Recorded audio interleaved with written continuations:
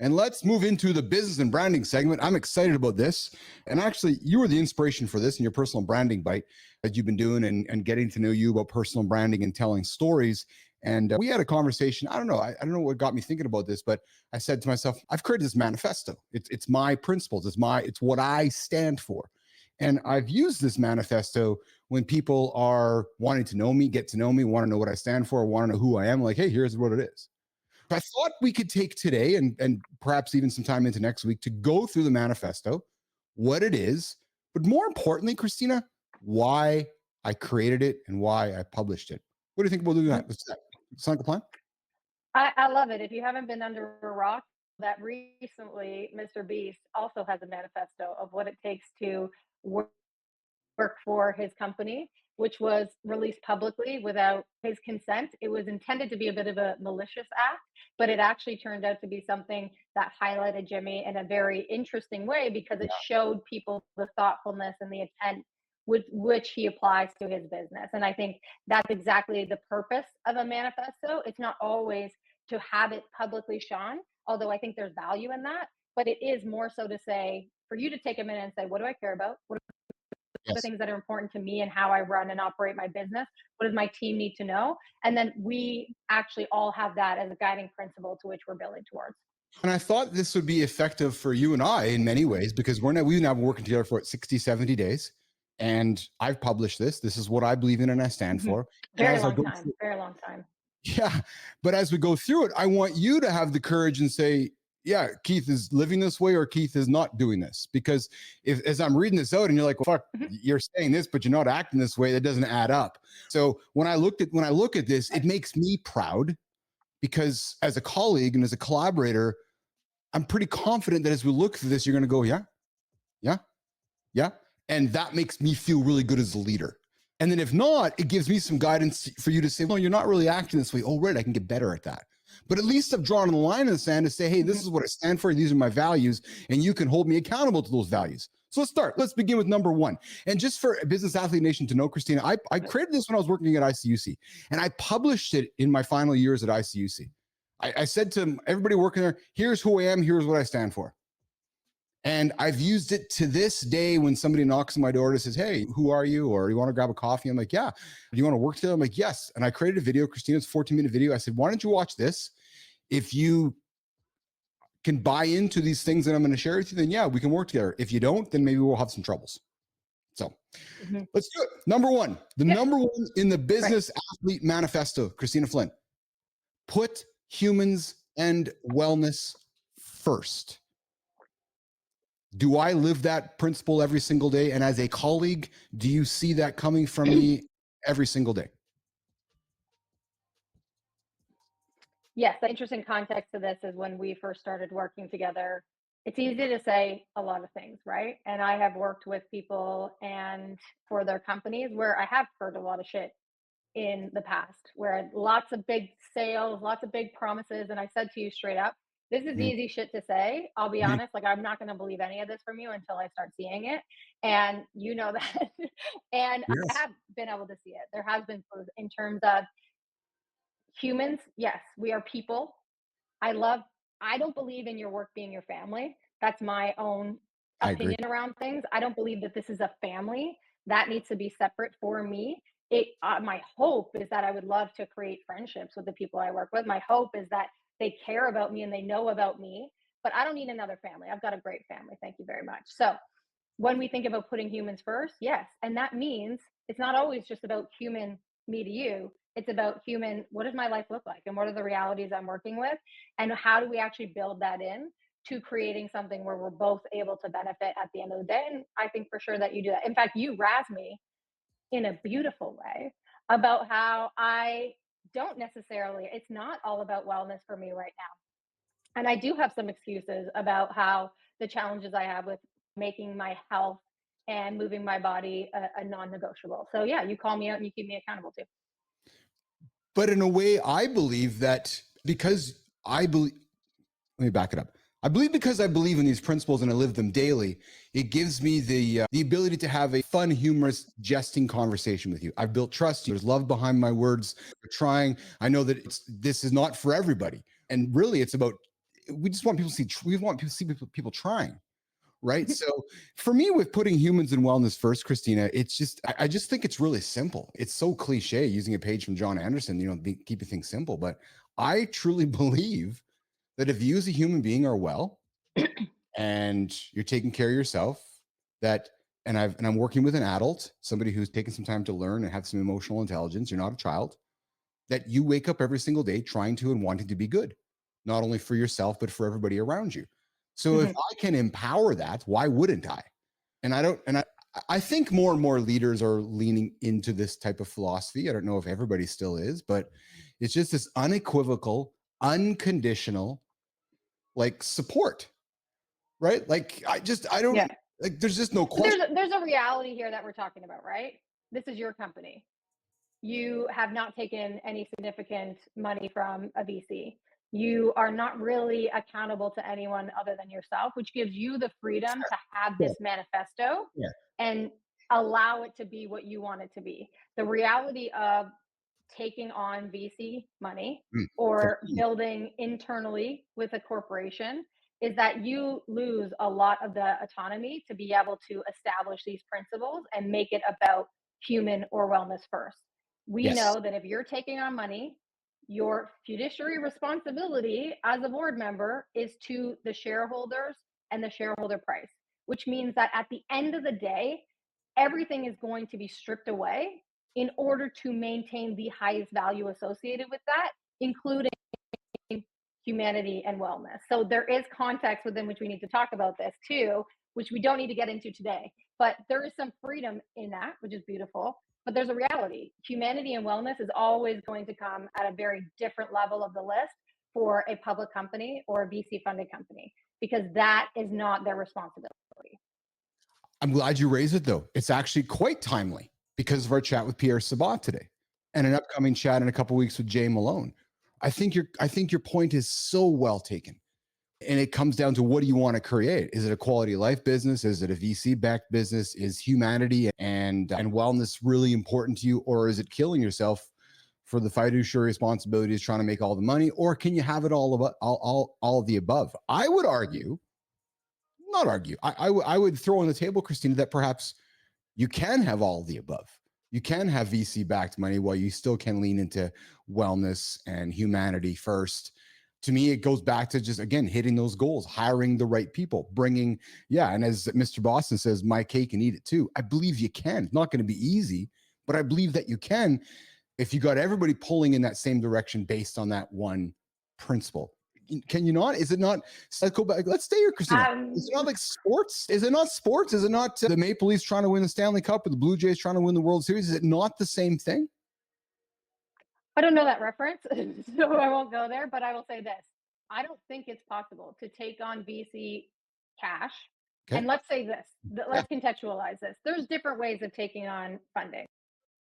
Yes. External funding and VC funding. So we're talking about, if you are promising to a VC, if you're raising along the structure that has been established, whether from pre-seed all the way to exit, I don't think it's possible, because I think at the end of the day, they are always going to cut the things that don't contribute to the bottom line. And right now we know that one of those things are these additional measures. They have to. The system is set up. They need to be able to go back to the GPs in the firm and the LPs that have funded the actual fund itself and say, we have done everything to strip away anything that's not going to ladder up to the bottom line. And the system, I'm not blaming the individuals associated with the system, doesn't allow for that. So might there be some mechanisms of humanity and wellness? Yes. Google saying, I have a gym here. Google saying, you can get your laundry done. That's not for the humans. That's so you spend more time at work. That's so you give more of yourself to the organization under the guise of humanity. So there's a lot of ways we could argue that, but I don't think that VC funding and the VC system as it stands right now, taking B Corp out of it, is set up for that kind of humanity or wellness. It's hard to argue with there. Again, as I'm battling with my contact lens here. It's hard to argue with there because, again, what we did not lean into with Pierre, and maybe we want to invite Pierre back into this conversation around entrepreneurship, is that nobody ever talks about mediocrity with VC. You're either hockey Doesn't stick. exist. It doesn't exist. And here's the ugly secret in this world, nation. You're either hockey stick growth or you go into bankruptcy. That's it. Because I want my Whether money. you want to or not also, right? Like Exactly. you have given up your autonomy to have a say, Because and I want my typically you're money not out. the primary shareholder. That's right. So I want my money out either through a credit because of bankruptcy, a tax credit, or I want my money out because I've made money on the investment. So if you think, Mr. Entrepreneur, you're going to go through mediocrity and just do your thing for a long time and be happy with that, probably not going to work. So again, you're starting your company, Mr. Business Dude. Ask yourself the question: are you looking for a quality life company? And I'll tell you right now, Nation. Here, I saw a post yesterday. I think it was Jay Malone. Jay's going to be on the show in a couple of weeks. It might have been Jay. That word quality life. Ooh, I don't want to build a quality life company. It's people poo it. I know it's shit on. That, pardon my language, that fucking pisses me off. ICUC was a quality life company. We had 500 people around the world, and I know we're not a big gazillion dollar organization, but it was quality of life because we put humans and humanity, we put humans and wellness first, right? We delivered great returns to our shareholders. Now, to your point, I battled every quarter with the folks that were running the show. So it's not always easy putting humans and wellness first, but if you can get there, I think that's the way to go about it. And again, starting a company, quality life or VC funded. And I'll tell you guys, when Christina and I sat down together, she said, "Are you doing VC funded?" I said, "Nope, because I don't want to do that. That's not the desire of mine." So there's number one, the Business Athlete Manifesto. Number two, and this leans to number one, but it's this idea of prioritizing physical, mental, and emotional self-care. So again, I go back to, you need to take care of your human first. So if we are going to work together, and I'm going to speak from my perspective, if we are going to work together, you're going to know that in my day, I have some non-negotiables that are myself. So I treat a meeting with Keith no different than, and I always use the lawyer analogy. Oh, I got a meeting with a lawyer, because we as humans attribute this. Okay, well, it's costing me $1,000 an hour. I got to have all my attention over there. So when I have a meeting with myself, that is as important as a lawyer. It's just non-negotiable for me. I know it's not for everyone, but that's what it is for me. Wellness, mental, emotional, and physical is always first in my business with anybody I work for. So again, when you're meeting me for the first time as a human, I'm saying this is really important to me. If it doesn't work for you, that's fine, but that's what's important to me. Christina Flynn. Yeah, for me, it's a matter of that is like that definition of the whole entrepreneur, the whole person. It's not just the physical, it's the mental, the emotional. There's so much more to it. Fuck. Yes. The journey that I've been on, even just in the last year, I talked about, I've had a psychiatrist since I was 12 years old. The journey I've been on in the last year to understand how complex that is, to understand what the brain body connection is, what our nervous system is, what does that look like? Like, how are those things connected? It's an ongoing journey. Yes. And I think for me, it's one thing to say that those are priorities. It's another thing to do. And I think when it comes down to company wise, at least, I know that if I have commitments around those things, I don't have the non-negotiables yet, but I know 100% if I said these are non-negotiables, I have to do them, I would at least have the support in you and the team to be like, yeah, go do them. Like, you can't stand up there as a boss and say these are my non-negotiables, and then at the end of the day, actually, you force me sometimes to take those non-negotiables. Like, I don't always do it myself. I don't always go out of my way to be like, yeah, I probably shouldn't be doing this because this is a greater commitment on my family side. But I think my point is, the importance of this is you have to sit back and you have to say, what are those to me? Mental, Exactly. Yes. physical, emotional. Everyone has an idea. What specifically within that are the priorities? That's where it gets really juicy and really impactful. This for me too is no different than what John Anderson talks about: actions over words, right? Show your kids what you're doing instead of telling your kids what you're doing, right? So again, let's talk about a colleague relationship, right? So I stand for these things. If you come to me one day in the future saying, "Hey, I need to go work on some emotional things or some mental things," I'm not questioning you. I'm just wrapping you. I'm wrapping you with arms with unconditional love and saying, "All right, what can I do to help?" Mm-hmm. Because you know that's what I stand for right from the beginning. So to me, it's a powerful statement of saying these three things are really important: physical, emotional, and mental. Physical, mental, and emotional. You might say, "Hey, I'm having some challenges at home with Aaron right now, and it's really messing me up. I'm not going to be really good as a colleague for the next couple of weeks." Okay, what can I do to help? Mm-hmm. It's real life, right? Because I know that I need to be good at home to be good for you. But to me, it's just the power, Christina, just like you did with us in a personal brand bite. It's this. I think when I make these statements, I'm being very a leader is being very vulnerable with their team. saying, no, this is important to me. I'm writing it down because I want you to know it's important to me. So I might from time to time, hopefully hold you accountable to these things as well. And I think it's a good leader to have in your pocket. I think it's great. Listen, my dad had a manifesto that he passed along to me only within Nice. probably the last 5 years. As you want to, Yeah. one of my greatest mentors is my dad in business. Yes. And I looked at it, and one of the coolest things ever was it's got this like pamphlet. It's old school, right? Like he's got this pamphlet manifesto, and he's got a bunch of them printed out. Yeah. And I would give anyone that was new to my team this pamphlet.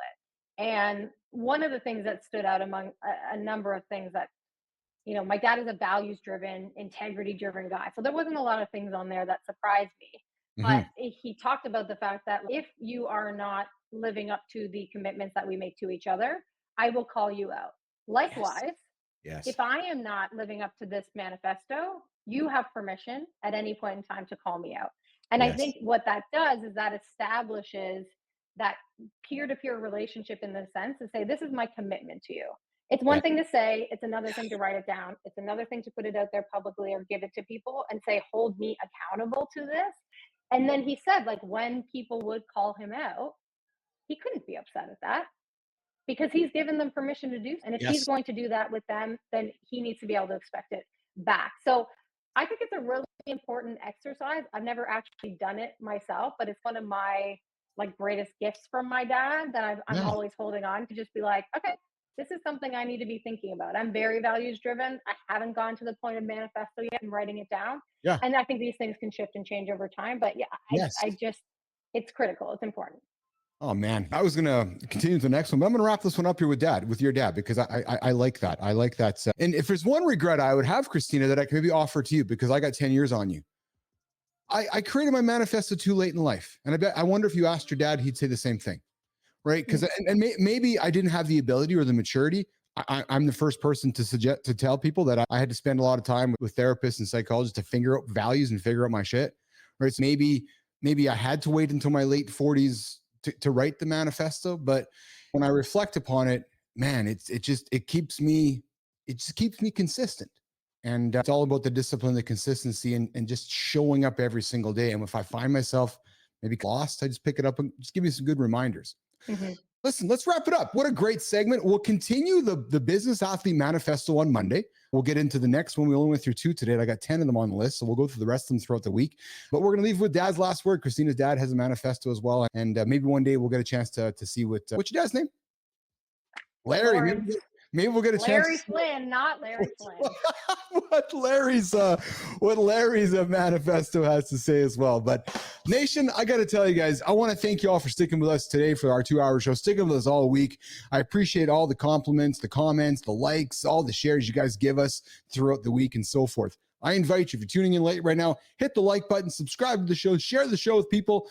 We get up every single day at 8 o'clock Eastern time, Monday to Friday, mornings live with Keith and Friends, a show to help you guys be accountable, hit your big audacious goals, and frankly, just prevent you from hitting the snooze button. We give you good, accountable content that hopefully will be positive to move you guys throughout your day. Flinner, I think we should get out of here. We got a busy day ahead of us. Yeah. I know you do, I do. We got shit to do, Nation, and I know you do guys as well. So we're going to rock and roll. Jimmy, let's get us out of here and have a good time. Mr. Boston, Real Deal Prime. Shinku, Shelly, everybody here in the comments that I can see, I appreciate all of you. Good time. Keep getting after it. We'll see you guys on Monday. See you guys.